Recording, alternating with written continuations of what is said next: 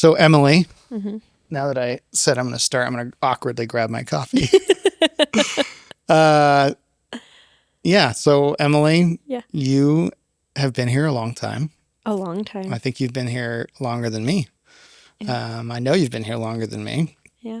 So why don't you just start out by telling us who you are to this place right now, and you can kind of go as deep or as shallow as you want, and we'll just kind of start the conversation there.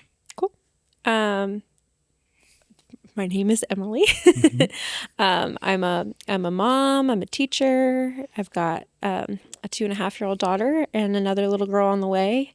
I'm a wife to Manny, and currently also teaching full time. So going back to 3rd grade. Just taught high school for a little bit, but now I'm going back to 3rd grade. So Yeah. we'll see how that goes. Currently in this community, I serve as the kids ministry director, which is a lot of fun. We're coming up, not quite on a year yet, but it's been a fun time learning that and navigating being back there, which is cool.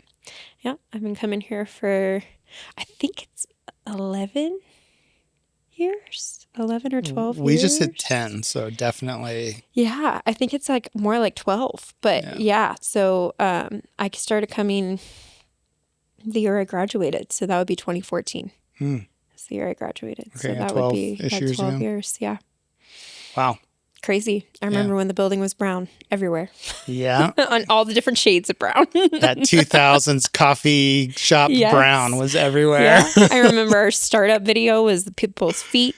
Yeah. Like you just watch people's feet on the screen. Yeah. And then we had like a different worship leader like every single week, it felt like, because we just had people coming up from DV, and we were like the church with the pastor on the video. Yeah. Oh, you go to the one where you watch the video? Yes. Yeah. We do. We watch the video. Yes. Yeah. Things were very different back then. People that aren't familiar with that history, like, we started as a church plant out of Desert Vineyard in Lancaster. Right. Set up tear down church for many years. Finally built this building off of the backs of a lot of people's generosity and physical labor. Yeah.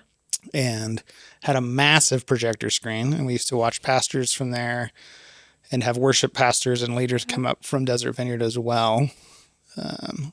Very different church. Very different church. Yeah. Different community. Very, very different. But yeah, it was good too back then too. It's all been good. Yes.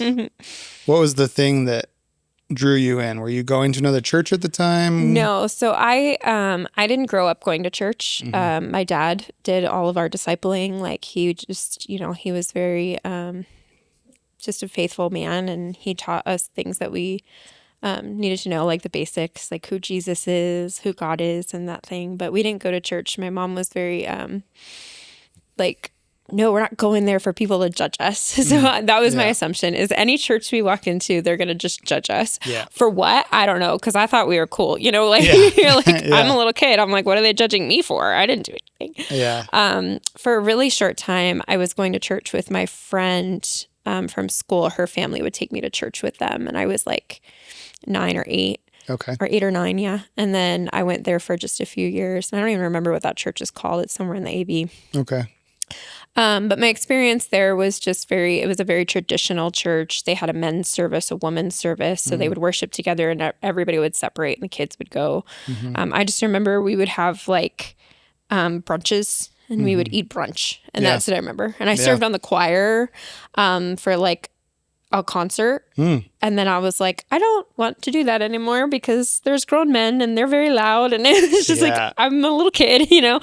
So that was my church experience, that short window of going with my friend. And then, but my dad would teach me about the Bible, and we'd have Saturday, theology talks in the kitchen, and he'd just teach me about this, and I'd have questions. And, but in high school, it was like, the youth group was just not my people. Yeah. Like I was the drama kid. I didn't hang out, the Christ Alive kids or like the Christian athletes was kind of what was the Tehachapi high school vibe. And I just didn't relate with them. And I was like, if that's Christianity, like where do I fit in with that? Because that's not the mold I fit into.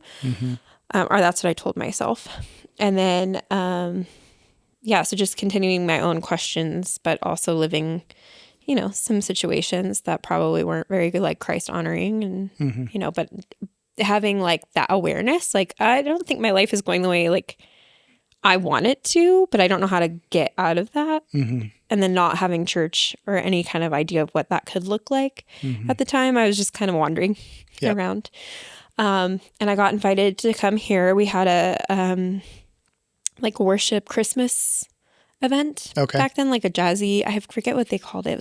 It was like jazz Christmas or blues, jazzy blues, something. Yeah. It was like a special worship thing. So it was my first time ever coming to a church in Tehachapi and getting invited, and we sat in the very back row. And I just remember like going, oh, I like this music. Like, this is really good. And I like this vibe, and everybody's really nice and friendly. And I just left with this sense of I'm supposed to be here.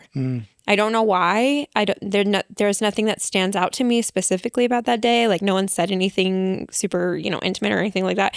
It was just one of those things where I'm like, I'm just supposed to be here, and this is where we're supposed to go. And I went home, and I told my family, I was like, I think we're supposed to go to Tehachapi Vineyard, and I'm going to invite you guys to come with me next weekend. I'm going to go, but I think this is where, as a family, we need to go. And we all came the next Sunday. That's so cool. Yeah. My mom came. My dad had been trying to convince her for a long time that he wanted to get a part of that for our family. But he, the great thing about my dad is he would just let my mom lead in situations like that, because he's like, if I push her, we will never get there. That's right. But in her time, she'll go. And he said that was a moment where he was like, I knew that God was going to lead our family there finally, because you said that. And he had history with going to the DV as a kid. And so the Vineyard was comfortable for him too. And then that brought my mom in. Yeah. So, yeah. It's a very Vineyard experience, Yeah. It's like they always say, the Vineyard always, people in the Vineyard always say that you kind of show up and realize that you were Vineyard all along. Yeah. Yeah. That's cool. So you're like 18 years old, just graduating high school, come to a jazzy Christmas thing, family starts coming. I know pretty early on you were on the worship team. So what was the timeline from like entering the building to meeting Paula Piccolo and... Right. Well, actually, so that's funny. It was about like a year, I want to say a year and a half. So back then they had the voyage classes. So we would do like a class where he would talk, Barry, our pastor, would talk about, this is what the Vineyard is. And then you go, okay, this is what we are. And then it's like, okay, well, how do you play into that? And then you have a meeting with him where he sits and tells you your spiritual gifts. And you process where you're going to go and serve in the church. And I sat down and I had this pretty clear idea. Like, I love to sing. I really connect with worship. I love that part of our church. Yeah. So I said that. And then I hear Sandra, a voice in the hallway, yelling, "It's kids ministry. She's supposed to be in kids ministry." And I immediately was like, no, I'm not. I'm not doing that. Yeah. And he was like, oh, that was a really quick no. And I'm like, yeah, like my grandma was my principal. I grew up in education. I want nothing to do with that. That's not me. But maybe down the line, if you need some help, I'll serve there. So, I connected with Paula Piccolo was the worship leader. And he had an audition. I did not get picked for the team. And it was kind of like a shocking moment. It wasn't like a make it or break it kind of thing. I was, it was, I know that can be the thing for some people.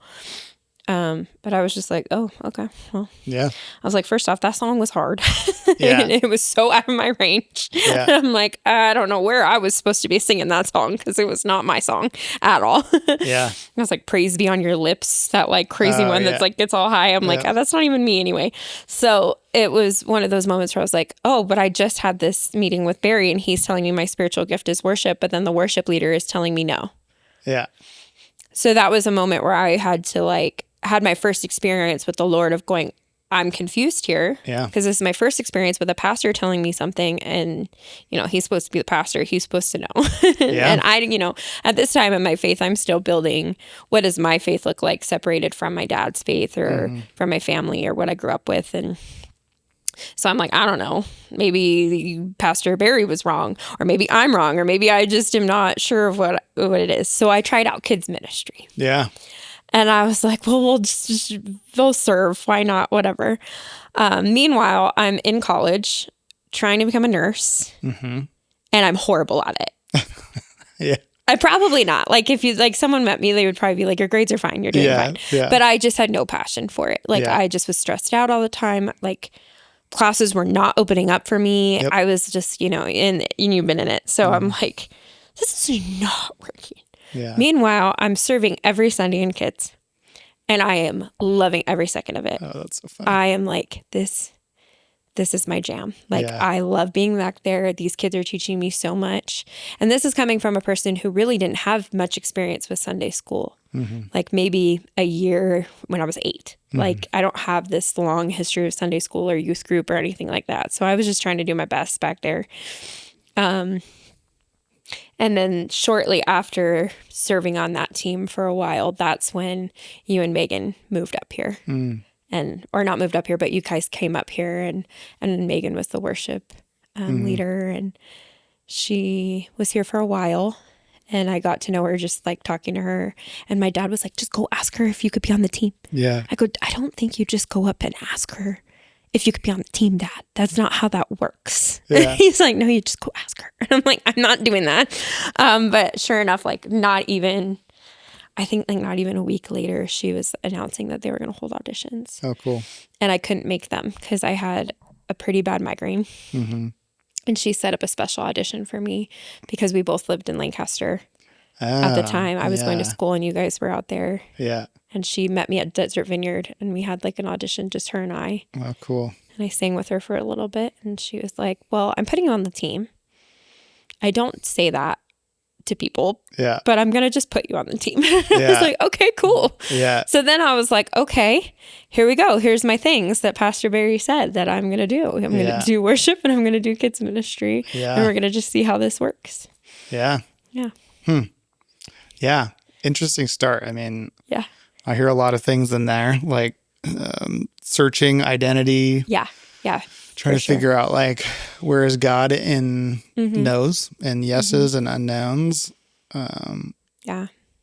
I love that, children's ministry ended up being so enjoyable. I know that there was a time when you were doing children's ministry that you were hopeful to have a larger role. And at the time that was also a no, if I'm not mistaken. Yeah. So early on, you're coming up against I think this is what I'm supposed to do. I think I've found myself. Yeah. And running into multiple areas where you're thinking full steam ahead, all this is working, and then you run into a no. Yeah. How did you process that then? How do you think of that now? I think so shortly before that is when I, processed it with my family and I said, I'm not a nurse. I'm a teacher and I need to just accept that that's who I am and that's what God's made me to be. And I'm going to switch my major. And this was crazy because after working so hard for your prerequisites, I had no classes left. I was ready to apply for the program. Yeah. And I went to my counselor and I'm like, I'm a teacher. So tell me what I need to do to change my major and all of the things. And it was short after that I got into, the teaching realm and everything. So that was really, really cool because then my life started to pivot a little bit. I was really excited about what I was learning in school, really excited about going to college and starting that path of teaching, still serving in kids, still serving on the worship team, getting used to that, getting comfortable with that. And then the role of kids ministry director came up as a potential job. And I think at the time there was this idea that would be something that would be offered to me. And I just said, like, yeah, totally. That sounds awesome. But I also recognized my own ability to just say yes to things because I would get excited about them because I could see myself in the role, but I don't know that I had the maturity for that role just yet. And when I talked to Sandra about it, she's like, I don't want to offer this role to you because really I want you to finish your degree. I want you to get into teaching. And if you take this role, you're going to have to stop taking so many classes. It's going to slow your teaching process down. Yep. And it's going to interfere more than it's going to help you. So I'm not going to offer it to you right now. Yep. And I think that logic made sense to me at the time. So I didn't take that one as hard. It was more of just like, oh yeah, like that makes sense to me. Thanks for pausing me because I'm a person that wants to be like, yeah, no, put me in, coach, like forget you, I'm ready. But like her logic was so like, this is what I see for you. And her coming from an education background, I really took that well. So I just was like, okay, I'm just going to keep on keeping on what I'm doing then. Yeah. What was it for you that like, I mean, obviously, like you show up here, it feels good, it's cool. But like, what was it for you that made you said earlier you were trying to figure out like how to make God your own, not be your parents or anything. Like, what was it for you in that early time here that you feel like God really got a hold of you, really spoke to you? What were those early years like? Yeah, I think hearing David Parker, because we would hear him from the videos, just really opened my eyes to some things because for at this point I'd heard maybe some preaching in my childhood and then mostly everything else from my dad. And I love my dad, but he's not a seasoned preacher, pastor. And he would talk about stuff that I just would like go, whoa, okay, that's different. Because, it wasn't, my dad didn't necessarily teach me this, but I had bought into the idea that God is judge and jury and everything else, and everything you do is bad, and you're going to there if you don't if you don't get it together. So that was my idea of God, and I think that's just part of my personality is that I naturally drift towards shame, and so that was easy for me to buy that God, and so to hear a different thing and the upside down kingdom and who Jesus really was and what he taught and how he walked and what he modeled, and Dave Parker really like explaining that, I was going, okay, this is different than what I thought. This is a different God than what I thought. And then I also got connected with the Desmonds really early on, and just talking to them and having other people to talk to about me and my journey in life and hear their perspective and hear their theology and different things was really, really helpful for my walk in the beginning, especially being here and starting to form my own community of friends, which I really appreciated. Yeah. So, yeah. I forgot the question, but yeah. No, that's good. That's where I was. That's where we built upon. Yeah. No, that's good. Yeah. Sorry. You're good. Yeah.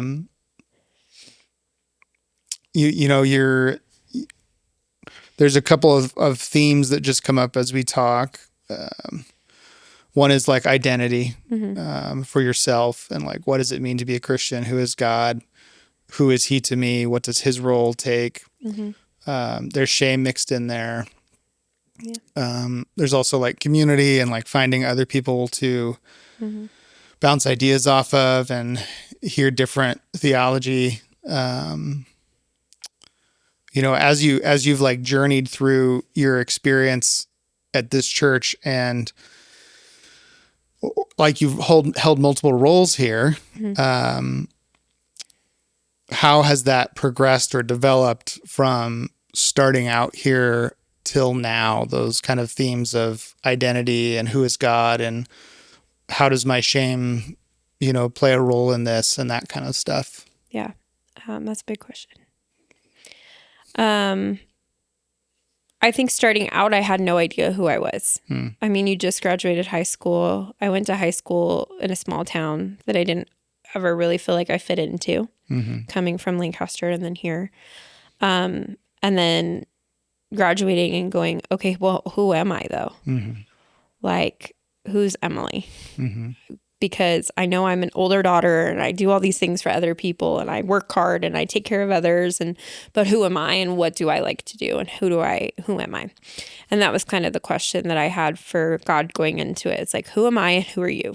And I think Mike talks about that a lot. Like, who am I and who are you? And what do we do together? Yeah. And so just journeying with that question, and then finding those pieces of me in the different areas that I served in, really resonating with worship just because I love music and singing and I loved the friendships I was building there. But also in that season of being on the worship team for however many years going, I don't know that this is fully who I am because I have no desire to learn an instrument because it just confuses the heck out of me and it just makes my head hurt and I don't know what you guys are talking about. When you're talking about harmonizing, I'm like, I don't even hear this note. So then I'm going, okay, maybe I won't be the next, great worship leader. Okay, so what does that mean? Do I need to? Or do I just serve comfortably and be who I am in this? Or is it like to get to the next thing? And me as a 3, I always have to get to the next thing. So, so that was a weird place for me to sit in. And then with kids ministry going, okay, I love this. I've already taken it and been a teacher now. So now this is who I am. Right. And then it's just that question of like, okay, these are things I'm doing. These aren't who I am. Yeah. So who am I? And having to build on who that is outside of just what I do and what I offer. As a person. And it was really helpful when Mike came in as a pastor because Mike just really, I remember meeting him in the parking lot for the first time and him coming immediately up to me out of nowhere. I was like, who are you? And he goes, what's your story? And I was like, I don't know that I've been asked that question. So just to share that with him and talk about it. And he was like, okay, that's really cool. Like, really, want to get to know you and who you are. And I was talking not about what I do. I was just talking about me, Emily, the person. Like, I love, Jesus and I love learning about him and I love community and I love talking to people and being around people. And like, this is the things that I love to do. And just getting encouragement from him and from the people at the church at the time of like, yeah, we want more of that. Like, just come hang out with us, come be with us, come sit in our circle, come have, wine at my house, come hang out with us over here. Like, and that was really cool for me because it was like, oh, you're not inviting me to come sing. You're not inviting me to teach. You're not inviting me to come take care of something. You're not inviting me to work. You're inviting me to come sit and be in community with you, which was really special. And I think there was more than just me experiencing that at the time because we were really hungry for community. And I think a lot of us were just really happy to be in spaces together and to just be ourselves. And that helped me to understand that's what God wants. God wants to just sit in a room with me and have conversation with me and hear my heart and let me hear his. And that's the most important thing. And that's hard. Even today, I'm like, but this is the things I'm doing. And then I'm like, oh, wait, go back. What's the basics? Strip that away. Do you still feel good? Do you still feel good in your walk? Do you still feel connected with the Lord if you're not doing all these things? And that's a hard question to answer sometimes, but still learning that, but always going back to, no, he just wants to be with me and he's happy just with me. Yeah. Yeah. I love that thought that, the who are we conversation. I think, we're very good at like subconsciously kind of avoiding that topic. I think a very dangerous space that we regularly occupy in churches is investing our identity in the things that we do, the things we hold, the spaces we occupy, the titles we may have. And that's all well and good as long as those things are around. But as soon as those things are either taken from us or are no longer available, or whatever the case may be, the crash out can be really big. And like regularly taking space and time to realize I'm not the children's ministry director. That's a thing I do. Yeah. I am Emily. This is who God says I am. This is who I am to God. This is what I do for God, but it's not who I am. I think that's a great space that I would love to remember to occupy more often than I do. Same. But I know a lot has changed, from then till now. And I've had the privilege of watching you grow up alongside me as we've both grown up, and had some great conversations with you over the years. I know you've gone through like a lot of difficult things and a lot of happy things. And throughout all of that, this space has kind of stayed intact, the same, even though it's grown and changed and you've been in different roles and different jobs. What has this space, this church, this community, how has that been here for you? How has that affected you throughout highs and lows of your journey? Yeah. I think that this community has kept me through some really, really hard seasons. And it's just people showing up for me in ways that I didn't think would even happen, just constantly being surprised by the people here and the way that they show up. And now a couple years ago, going on 3 years, my mom passed really unexpectedly. And that was one of the more challenging moments for me in my life and my walk with God. And it wasn't even an hour after knowing that she wasn't going to make it. Her doctor's letting us know, we don't know how long she's going to live. Not even an hour. I had every single one of you messaging me. I remember your text specifically. You sent me money and you said you spend it on whatever. I don't give a damn what you spend it on, but you just spend it how you need to, and you support, your family. And that was that pouring out that I got from this community. I never had to feel alone. I didn't have to sit at the hospital with my family and carry it by myself. I had people calling me going, what can I do for you? How can I help you? How can I, how can we serve your family? That was a very tedious week of, just being at the hospital 24 hours a day. And I never felt alone in it because I constantly had people from this community reaching out to me. Yeah. And also keeping us afloat. It's expensive to stay down at UCLA with all of us and trying, very unexpectedly to take the time off and do that. And we didn't ever pay for anything out of our own bank accounts. That was all just people from church. Wow. And people from our community and people who loved our family, people who didn't even meet my mom. But they know me and they know my family and they know my sister and they wanted to just help us in that way, which was really, really cool. And really special. And even after that, she passed and we had meals to the point where I think I had to request that they stopped coming. Yeah. My dad was like, I love this so much, but I'm at the point where I was like, he's like, everything's in the freezer. I don't need more meals. Please tell them to stop bringing meals. Yeah. And that's people from church. I mean, there was other people as well, our other family and friends, but that's just people here that, like I said, some of them didn't even ever meet my mom, but they know us and they know me and they love me and they're part of my story and they wanted to be there for us. So that was really special. And I think that kind of love that you get from others really shows you this is what it is about. Mike always talks about living in that community and that triune community and always occupying that space. And it's moments like that where you go, oh yeah, that's what that's for. Yep. Yeah, that's what this is. And even I remember at that time, my husband who also grew up, not going to church or anything like that, just being like, why do these people keep being nice? And why do they keep dropping things off? And why are they here for us? And like all this stuff. He goes, I'm so confused, because at that point we hadn't even been married for a year. And I'm like, this is what you married into.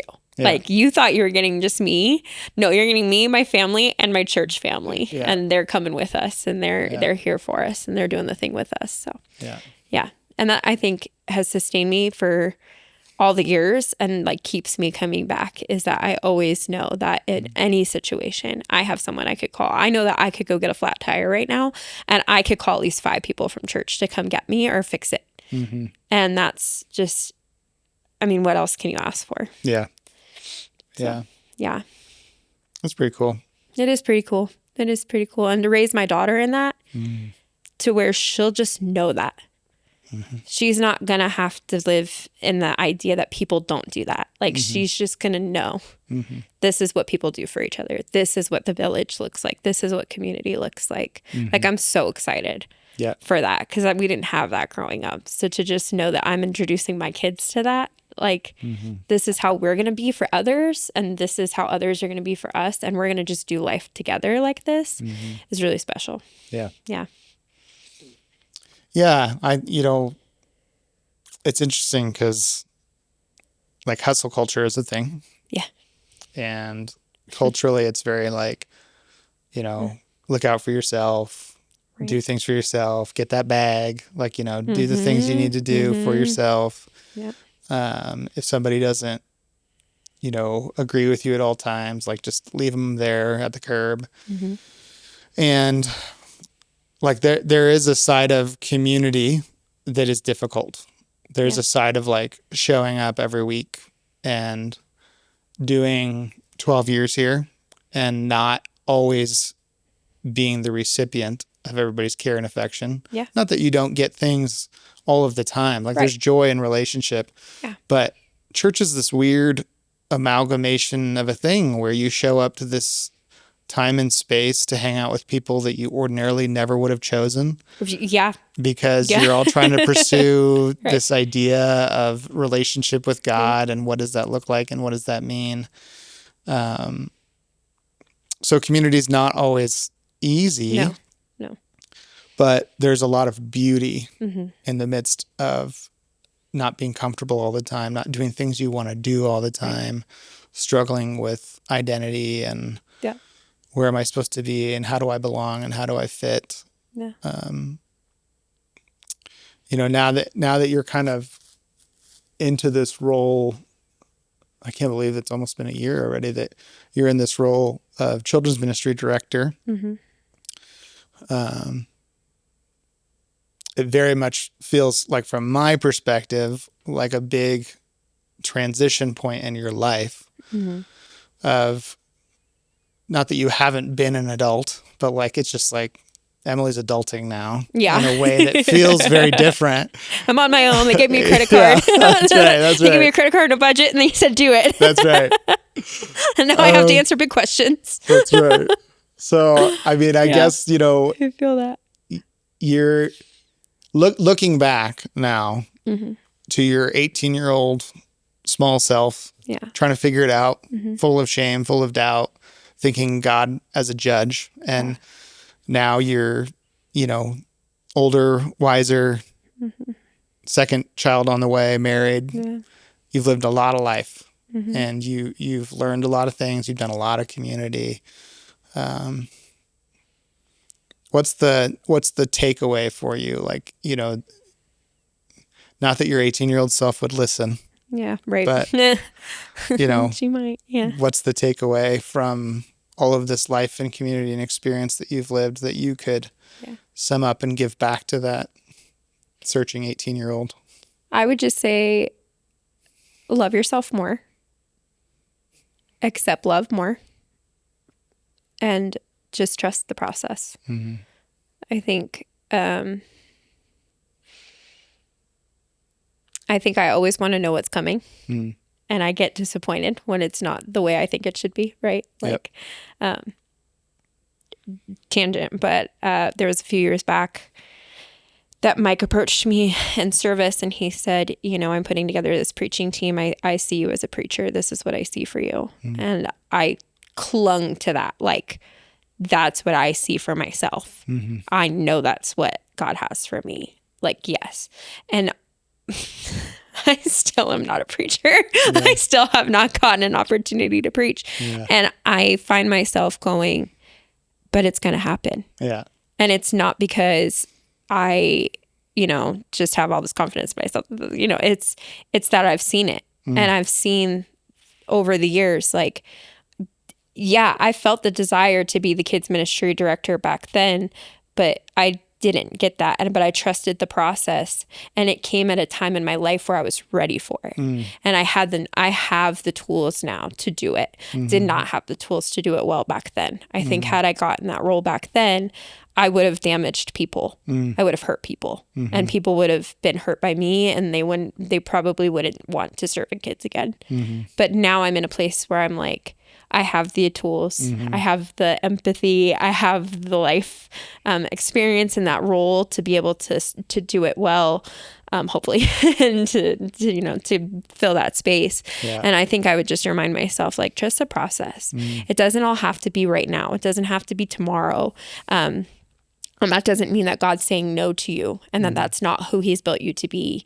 He has built you to be these things. He has built you to do the things that you think that he has. And you can trust that and just walk it forward, and it'll come when it's supposed to. And when it comes, you're going to go, oh, that makes sense. I know why I waited. I know why I had to wait so long to find Manny. Like, it makes sense that I am his wife. It makes sense that he is my husband, and that is who God put in front of me. It makes sense that I waited to be a mom.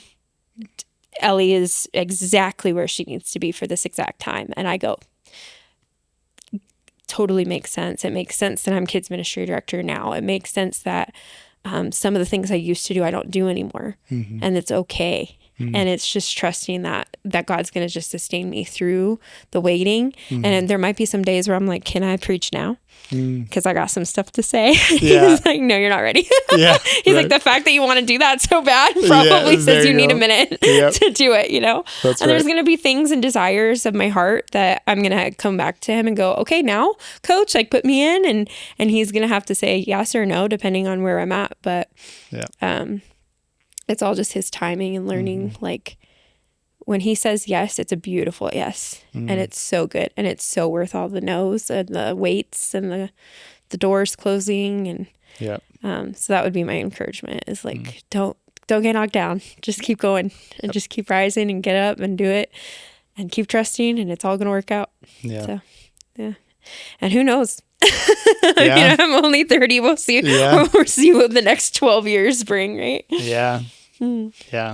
Time flies. Yeah, that's great. I love that. There's a lot more that I think we could talk about, but I think that we're coming up on time. But there's a lot more to your story there than what we had time to discuss. And I think the things that are highlighted to me, and maybe that's just because I know you, but life's hard. And the process is hard. And it is not easy to sit in waiting, and it is not easy to sit with no's, and it is not easy to experience what feels like failure, what feels like unfair. And I think, if I were to summarize what I hear you saying in the theme of this conversation is that those things are real, and it's honest and okay, but it's also not the only thing. And when God does choose to say, okay, now, or okay, let's move, it is worth the waiting. So I think that's just where my thoughts land on all of that. So cool. Well, thanks for talking with me. Yeah. Thanks for hanging out. Hopefully I asked good questions. It felt good to me. Cool. All right. That's a wrap. Awesome. Sounds good.